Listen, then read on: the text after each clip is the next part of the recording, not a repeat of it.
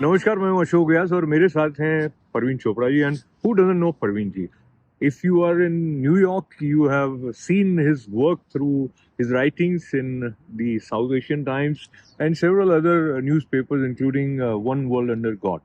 Yes. He has worked as an editor even before coming to America. But right now, what brings both of us here in this park is because we want everyone to be near the nature.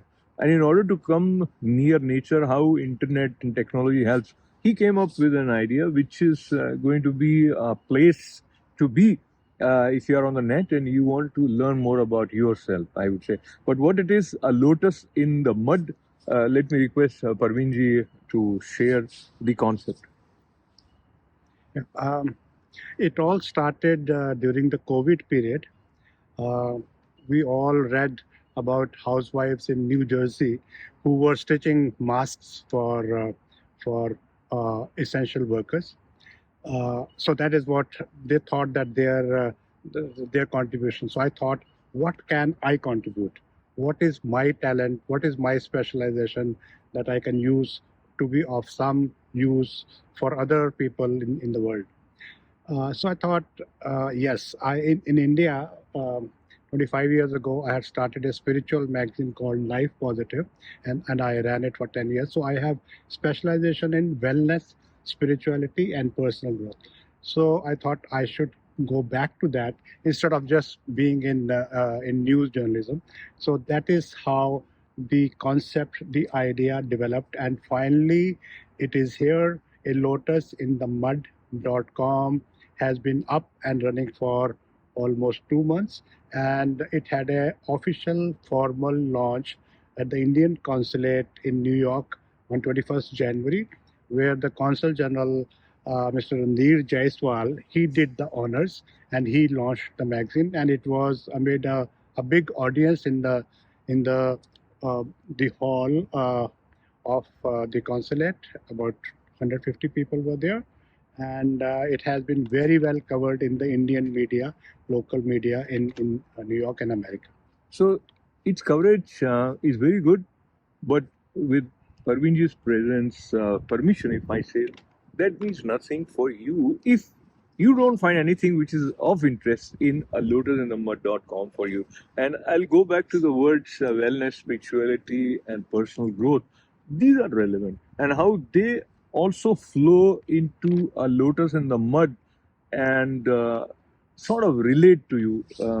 From that point of view, let us first talk about the name itself. It's the origin. What was the thought process behind coming up with lotus symbol and mud together? Yeah. I think again, I had the idea of wellness and spirituality website, but COVID particularly gave me the idea that we are, in a way, stuck in the mud of problems, of health problems, and anxiety and fear.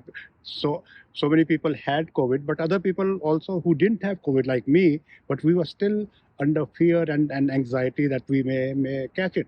So that was how the name came up, that we are lotuses, we are pure eternal beings, but we are stuck in this lifetime, in a normal human being's lifetime, we are stuck in problems of various kinds. So that is how the name came up. So the uniqueness and usefulness of the website is, and I'm very particular about that, that journalism, even normal journalism, should be my pet phrase is news you can use, something that you can use to be better in your life, better human beings in physically, mentally, spiritually, emotionally, something. So I say that the litmus test of anything we post on our website is that it should have some relevance, some usefulness for ordinary people anywhere in the world. In India, we say Sarve Bhavantu Sukhina. So under that concept, that something that anybody of any religion, any faith, any culture, any nationality, they can use to improve their lives. That is the kind of content we are going to present. So it is quite a tall order, Parveen ji. Anything useful for everyone. How you reach to that center? It has puzzled the human mind for centuries. So if you set out that sort of a goal for a lotus in the mud, then you need to think about what is it that is going to serve the same. Yes. So that is another unique point of my website, A Lotus in the Mud, that we are tapping the core, the spiritual core of all religious spiritual traditions of the world, but we are also looking at what is relevant in today's world. What part of those religions is relevant, and what part is kind of evidence based, even science based. This is an era of science. So anything we tell the world, particularly young people, they are going to see, is it reasonable? Is it rational? Is it scientific? Is there an evidence that this thing can help? Uh, Getting up early in the morning is helpful. Now there are scientific researches saying that yes, it is very good. It is very healthy to wake up early, sleep early in the night. So we are trying to combine the ancient knowledge over the centuries and also what modern science is telling us what is good. And science is now at a point where it is also researching consciousness. What is consciousness? What is awareness? What is the meditation state? So if there is evidence that yes, meditation helps, that you can be better physically, mentally, emotionally if you meditate. So that is how we arrive at what to post, what to tell our readers, what kind of advice to give. Okay, so we are again talking to Praveen Chopra, and we're talking about a Lotus in the Water, and you heard that he wants to be of service. So news that you can use. Now, what you just said reminds me of a lot of parallel opportunities available for those who are on the net through apps also, through YouTube also. So a Lotus in the Mud, in terms of the concrete articles that you have, or a series that you have, or sections that you have, would determine whether once I come to a lotusinthemud.com, whether I'll come back or not. So from that point of view, you want to share some of that which you will consider as USP, or which is already there, or which is going to be there? Yes. Some of the unique things are already there. And I also believe that it should be two-way traffic, that we are writing something and our readers, they can also write back. They can share their experiences. Um, we have a section called Your Space, where they can share their experiences. And I am going to also open the website to people writing blogs about whatever they want to share with other people, their knowledge, their wisdom, their experiences, whether somebody was healed with this or that system, or whether they had great experiences with this meditation. So that is something. It is called generating content from the people. But I really believe that our readers will be of that category, of that caliber, that they can also share something. And I am very particular. I say that this is not my personal blog. A blog is normally people have their own. They want to express something, their thoughts and ideas. I'm saying that I'm going to be a confluence of the wisdom of ideas of people from all parts of the world, all communities, where they. So I'll solicit articles. We are going to get articles from very well-known people in all fields, whether it is spirituality or holistic health and so on. So that is the uniqueness of this, that we are going to have sharing from our readers. So this is a platform where you are also contributing, is the idea behind a Lotus in the Mud. But let's learn more about.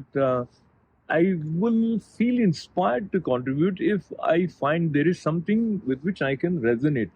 Keeping that in mind, if you share some of the major sections that are a part of this. Yeah.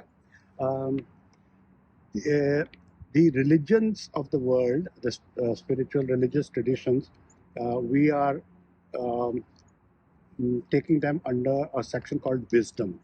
Then we have wellness, and then also something I call do it. You have heard of Nike slogan, just do it. So our section is called do it. Do it is something that people can immediately like for example, we are standing in a park, going for a walk every day. That Let's do it. let's do it. So something actionable, something practical that people can do right away. For example, and that was a discovery for me. Something called weighted blankets gives you better sleep. What is a weighted blanket? A heavy blanket. They put something inside the blanket, and it's a big selling product in America. So I said, fantastic. So I bought a weighted blanket. So some This I'm hearing for the first time. It's like because it is so heavy, you cannot take it off. So let me just sleep in that. yeah. So people feel that like a kid has a mother's embrace or something. So you feel embraced by the blanket and you sleep better. So and there is scientific research saying that yes, weighted blanket gives you better sleep, or melatonin, or how to generate melatonin to have better sleep. And in fact, it's a very minor thing, but it is a very major thing. Sleep is becoming a problem. Particularly young people are not sleeping enough or sleeping very late. So sleep itself is a big, a good healthy sleep is a big contributor to health. So we try to find whatever new is happening, whatever new information is coming. So I said these spiritual religious traditions of the world, and also the most modern research going on in all the research institutions in the world, in the universities and so on. So and now they are. I came across Goodness magazine. Some university in California has started something that is good for people everywhere. So they are trying to project that. So we go back to the key three words, which were wellness, spirituality, and personal growth. And I think that has also been a guiding force of the thought process behind A Lotus in the Mud by Praveen Chopra ji. So let us try and understand personal growth. And in itself, this word is applicable for everyone because all of us want to grow. But how we grow, it is unique. It has its own distinct features. Yet there are few things that are common. So allow me to share with you. When you read about Vedanta as propounded by Swami Vivekananda, a part of Indian tradition, or you hear Abraham Hicks, who is very popular here, and a lot of modern thinkers of West who are talking about attract and manifest and be a magnet and sort of manifest what you want to. There are certain ideas about vibration which are kind of similar. They are approaching it differently and molding it in their own way. So what you are trying to do is to bring different ideas the way it would appeal to them. Having said that, let me come back to your definition, whether you already structured it in your mind, or what is it that you would define as personal growth? Um, to begin with, I am not highlighting personal growth that much because right now, after COVID, it is wellness which people are looking for, and also wellness which is coming from spirituality. So, spirituality and wellness, but personal growth certainly. Okay, my idea of personal growth is that wherever we are, you, most everybody is normal living our lives, but there is scope for self-development, scope for more personal growth, to be happier, healthier, to be better with your wife or husband or children and community and so on. And so there is a possibility. In fact, the first magazine I started in India, that came about because I did many personal growth workshops and courses, silver mind control, Reiki, pranic healing. There was the landmark forum, and the art of living came later. So I was at such a high. I said, I want to do something which will be not just a routine job. I want to do something of some good to the society. That's something I can help other people with, and it did actually. 1996, I started that magazine, and people said yes, it helped them, and suddenly. Our magazine helped grow that movement of all these different therapies and personal growth. So I said, okay, I was working in India Today magazine. I said, okay, I will do this, and I started it. I didn't have any money, but I had the inspiration and I had that Conviction. zeal, conviction. Somebody came along to put in the money as VC, it was called, and the magazine still has been running. So personal growth, there is a possibility, whether you read about it, whether you attend workshops with these facilitators and so on, but generally motivation to be better than what we are. That is what I call personal growth or self-development and so on. And yes, that personal growth comes under do it section in Lotus in the Mud. Do it. When you do it, you get a sense of happiness. They have identified certain chemicals, or which they say if you do this, whatever the names are, I may not, he may know, and these speakers like Robin Sharma writes a book 5 a.m. Club, where also you get all the details of which is backed by scientific research as to how whatever.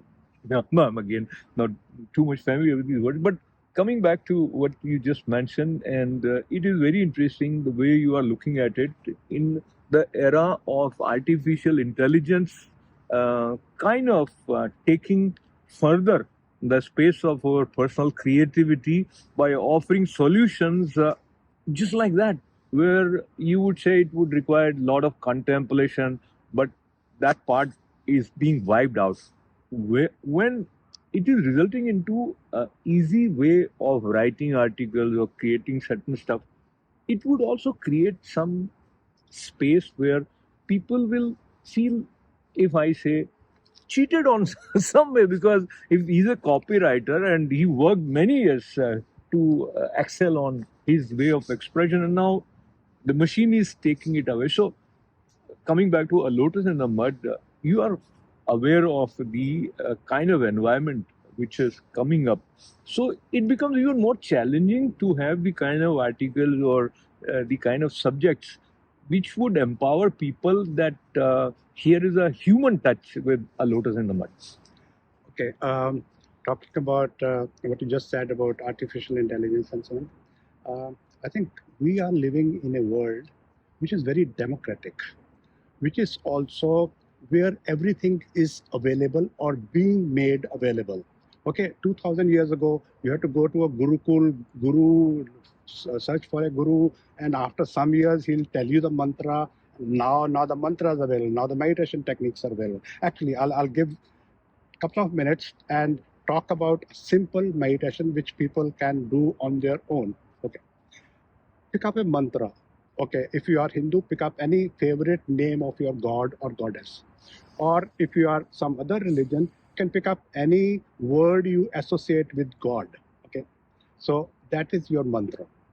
And close the eyes, sit comfortably, and start repeating that word or mantra. It should be short, one word mantra, mentally, and continue it, not really like chanting, not like japa, but let it flow. And you will certainly eventually get lost in thoughts. Doesn't matter. Don't mind. Don't focus. Don't try to fight with the thought. Just return to that word or that sound or that mantra and continue that, and you will see that gradually meditation will happen. Meditation, no esoteric thing. Meditation just means gradual reduction of mental activity. That is meditation, and meditation you can do on your own by this simple method. There is mantra meditation on sound or something, but there are also breathing meditation. Just focus on the breath. Breath going in, going out, in, out. Just pay attention to that. Become aware of that breath. That is also very popular in Buddhism, in Vipassana, and I've attended Vipassana meditation session also, where they start with 2-3 days of just simple, this they call it Anapanasati. anapanasati. So, and then they go into watching the sensation in the body and so on. But on your own, breath is not Buddhist or Hindu or religious, your breath. Similarly, your mind is your mind. It's not Hindu, Buddhist, Sikh, or Muslim. So you are doing something in your own mind, with your own mind, to relax yourself. But there comes a time when the thought goes away, the mantra goes away. For a flash of a second, you get into that state which we call samadhi or pure consciousness, and so on. And that is very easily accessible. You don't have to go to the Himalayas and look for a yogi or guru. You can do it on your own. And this is the era we are in. So I may not agree with Praveen ji that what you would experience in Himalaya, you can experience anywhere. But we may have difference of opinion. The conviction is good. Why I say that, I'll have to explain it now. Because I think samadhi is such an intense way of absorbing yourself in yourself, which would require a kind of a purity also and the kind of conduct that you have. So it's not like 2 minutes noodles that you can quickly. That is my way of looking at it. Yes. But I come from Maharshi Mahesh Yogi's tradition. He taught transcendental meditation. And making it simple, making it accessible, also made it possible to teach it to millions of people. In fact, the biggest breakthrough in America and in the Western world after Swami Vivekananda was, I think, made by Maharshi Mahesh Yogi.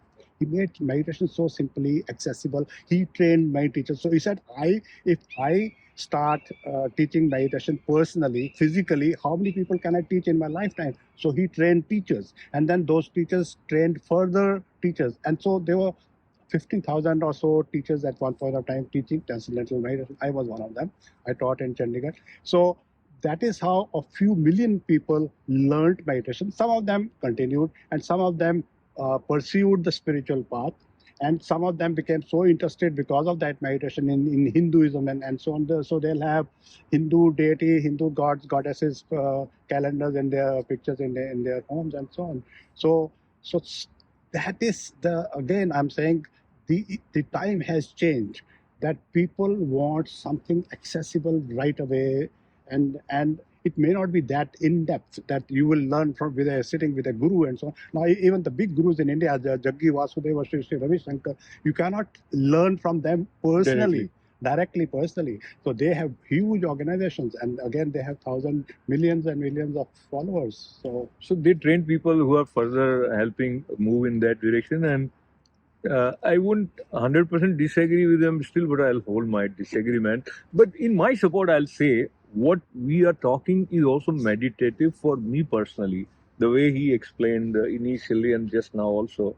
But I would also give credit to the environment, which is a natural environment. If we were sitting in a restaurant, probably we won't have the kind of ideas that we are having. So even in the case of real estate, they say that place is important. And I think that is also applicable when we are talking about getting into the reality of the self.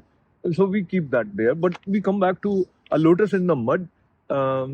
Personally, how do you see this is in continuation of the personal goal that you set for yourself after having served for many, many years as an editor?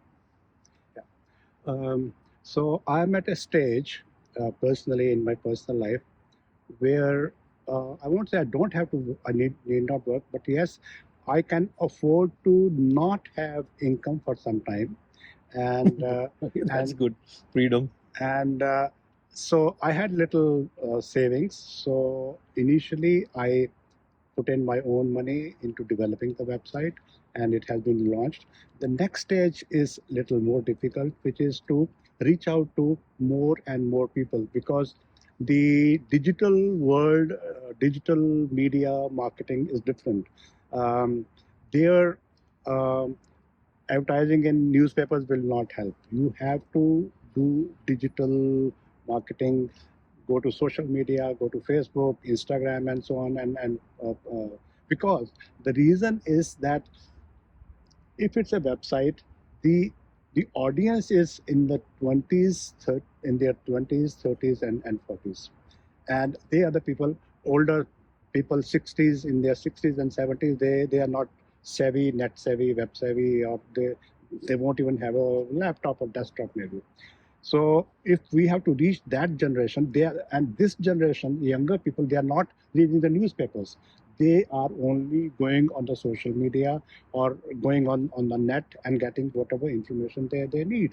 So the next step in my project, developing lotusinthemud.com, is to have more presence on the social media, whether paid or unpaid, and also do more digital marketing on Google.